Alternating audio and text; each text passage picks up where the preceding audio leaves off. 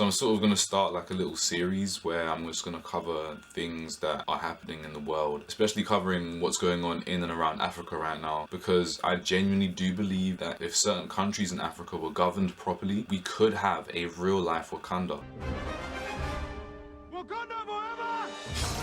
Africa has some of the richest land. They really do have vibranium. Of course, vibranium is fake, but with the amount of minerals, oil, and natural resources that Africa has in its lands, if it was governed properly and didn't sell everything off to the West and to Western governments, also due to colonization, I think you lot have run away scot-free. I really do believe that we could have superpowers coming from Africa.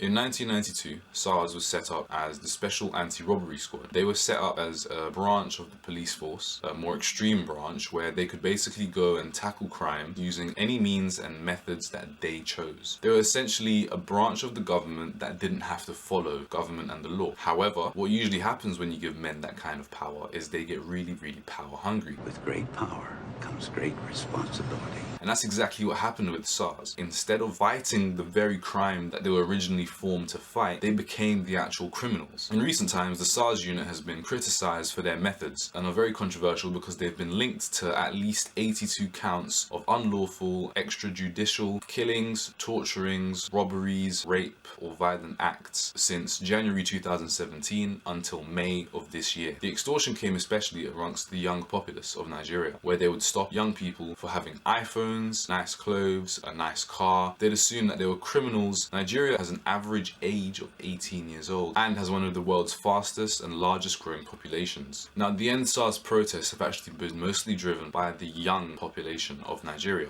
As a result of the protest, President Buhari agreed to disband the SARS, and on October 11th, SARS disbanded. The disbanding of SARS is only the first step in our commitment to extensive police reform in order to ensure that the primary duty of the police and other law enforcement agencies remains the protection of lives and livelihoods of our people. This group has also been disbanded back in 2017, 18, 19, and now for the fourth time in 20. And the reason why Nigerians are still crying out and are still outraged is because they have now turned the SARS into a different team called SWAT. SWAT stands for Special Weapons and Tactics. SWAT is supposed to replace SARS. However, there is fear amongst Nigerians that the SWAT team will just replace and blend into what SARS was.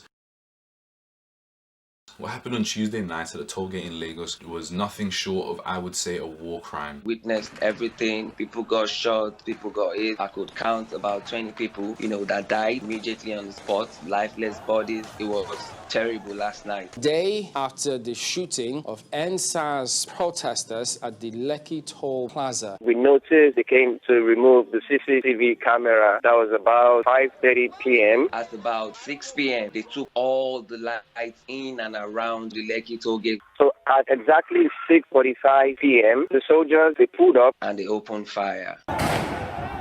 It was without warning. They opened fire directly straight at us and they kept on advancing. President Buhari and other officials have remained complicit, and he released a statement calling on Nigerians to be patient as police reforms gather pace. He did not mention the Tuesday night attacks. People are calling on the president of Ghana to say something and step in and maybe intervene, because he's also the chairman of the Economic Community of West African States. While we wait to see what the officials and the governments are going to be doing, we must stand by our brothers in Nigeria. And thanks to the power of our smartphones that we have, even though things may seem bleak, there is hope. They continue to protest because they are the children of the future. They will be the future leaders. They will hopefully be able to bring prosperity, social and systemic reform to their country. But we must also lend our support to our brothers and sisters over in Nigeria who are fighting for these social reforms, who are fighting against violence and bloodshed, who are fighting for their basic human rights. We know that there are brighter days ahead. I know so many Nigerians, and I can tell you one thing: they are some of the most loving and caring people, and it breaks my heart seeing my African brothers and sisters fighting for their human rights, just for the right to live without the fear of being extorted or raped or robbed by the very police force that are supposed to protect you. We can't just watch it on our phones. And I understand, I myself was in a position where I didn't know how to help, and I still don't fully know how to help, because we are petitioning our Western governments to help aid African governments. And why would a country like the UK assist Nigerian victims when they couldn't even aid victims in their own country? And I'm not a Nigerian, but what I do believe is that they need brand new reforms, new governments. Everything they're protesting for needs to be given to them, because really and truly they're just protesting for the bare minimum. They're calling for new jobs, they're calling for good governance. Even if you don't believe that social media can help anything, it can. The fact that you've just seen that picture, you may not know entirely what is going on. You've been made aware of it. You know that something is happening in Nigeria, and now it's up to you to act. So please act. If not for yourself, do it for humanity.